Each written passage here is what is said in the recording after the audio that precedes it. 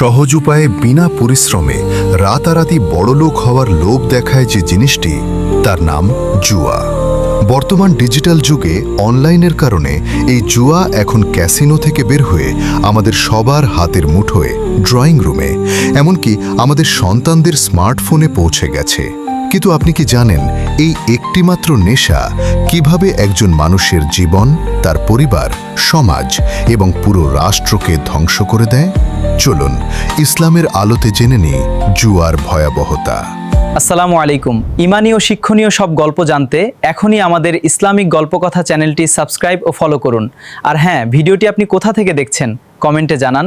ইসলামে জুয়া খেলা সম্পূর্ণ হারাম এবং কবিরা গুনাহ। মহান আল্লাহ তাআলা পবিত্র কুরআনে জুয়াকে কোনো সাধারণ অপরাধ বলেননি, একে সরাসরি শয়তানের কাজ বলে ঘোষণা করেছেন। সূরা আল মায়দার 90 নম্বর আয়াতে আল্লাহ বলেন, হে মুমিনগণ, এই যে মদ, জুয়া, প্রতিমা এবং ভাগ্য নির্ধারক তীরসমূহ, এসবই শয়তানের অপবিত্র কাজ। অতএব তোমরা এগুলো পরিহার করো, যাতে তোমরা সফল কাম হতে পারো। রাসূলুল্লাহ সাল্লাল্লাহু আলাইহি ওয়াসাল্লাম জুয়া খেলার ব্যাপারে এতটাই কঠোর ছিলেন যে কেউ জুয়া খেলার কথা মুখে উচ্চারণ করলেও তাকে কাফফারা দিতে বলেছেন। সহিহ বুখারীর 4860 নম্বর হাদিসে এসেছে, আল্লাহ রাসূল সাল্লাল্লাহু আলাইহি ওয়াসাল্লাম বলেছেন, যে ব্যক্তি তার বন্ধুকে বলে এসো আমরা জুয়া খেলি, সে যেন কিছু সদকা করে দেয়। ভেবে দেখুন, জুয়া খেলার প্রস্তাব দেওয়াও এত বড় অপরাধ যে তার জন্য তৎক্ষণাৎ পকেট থেকে টাকা বের করে দান করে তাওবা করতে বলা হয়েছে। তাহলে যারা সত্যি সত্যি জুয়া খেলছে তাদের পরিণতি কতটা ভয়াবহ?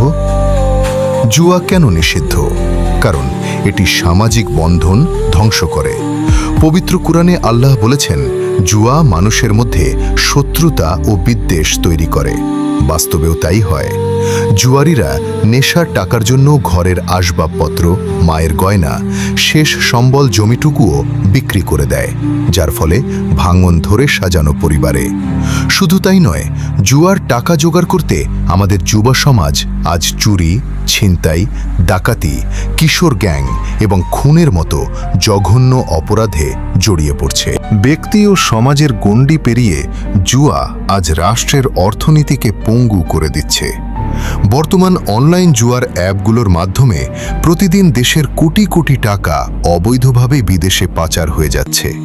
এটি দেশের অর্থনীতিতে কালো টাকার বিস্তার ঘটাচ্ছে এবং যুব সমাজকে কর্মবিমুখ ও অলস বানিয়ে দিচ্ছে, যা একটি স্বাধীন রাষ্ট্রের ভবিষ্যতের জন্য মারাত্মক হুমকি। লটারি, ক্যাসিনো, আইপিএল বা বিপিএল বাজি কিংবা অনলাইন বেটিং, নাম যাই হোক না কেন, জুয়া সবসময় হারাম। হারাম উপার্জনে বেঁচে থাকা মানুষের কোনো ইবাদত আল্লাহর দরবারে কবুল হয় না। তাই আসুন এই শয়তানের ফাঁদ থেকে নিজে বাঁচি, নিজের সন্তান ও সমাজকে বাঁচাই। আল্লাহ আমাদের সবাইকে হালাল ও পবিত্র উপার্জনের তৌফিক দান করুন, আমিন। জনসচেতন জন্য ভিডিওটি শেয়ার করুন। ভিডিওটি কোথায় থেকে দেখেছেন কমেন্ট বক্সে জানান। একটি ভিডিও তৈরিতে অনেক পরিশ্রম ও সময় চাই। আপনারা লাইক, কমেন্ট করতে কৃপণতা করেন কেন?